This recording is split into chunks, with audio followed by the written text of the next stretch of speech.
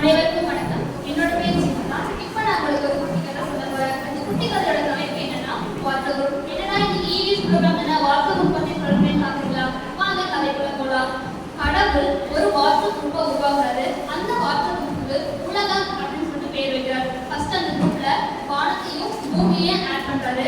அதுக்கப்புறமா மரங்கள், காடுகள், மலைகள் இது எல்லாத்தையுமே ஆட் பண்றாரு. அதுக்கப்புறமா பெரிய பெரிய விலங்குகள், சின்ன சின்ன குருவிகள், அப்புறம் நீர்வன விலங்குகள் இது எல்லாத்தையுமே ஆட் பண்றாரு. கடைசியில தான் அந்த குரூப்புக்கு மனுஷனை ஆட் பண்றாரு.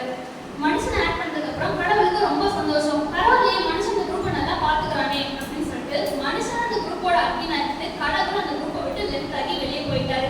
மனுஷன் அந்த குரூப்பை நல்லா பார்த்துட்டு இருக்கான். கொஞ்ச நாள் போக போக மனுஷன் தன்னோட சுய நலத்துக்காக அங்க இருக்கக்கூடிய காடுகள், மலைகள் இது எல்லாத்தையும் ரிமூவ் பண்ணிட்டு பெரிய பெரிய காம்ப்ளெக்ஸ், தியேட்டர் இந்த மாதிரி கட்ட ஆரம்பிச்சான். அங்க இருக்கக்கூடிய ஏரிகள், குளங்கள் இது எல்லாத்தையும் ரிமூவ் பண்ணிட்டு தீம் பார்க் இந்த மாதிரி எல்லாமே கட்ட ஆரம்பிச்சான். இதை பார்த்த மலைக்கு வந்து ரொம்ப கோவம் வந்துச்சு.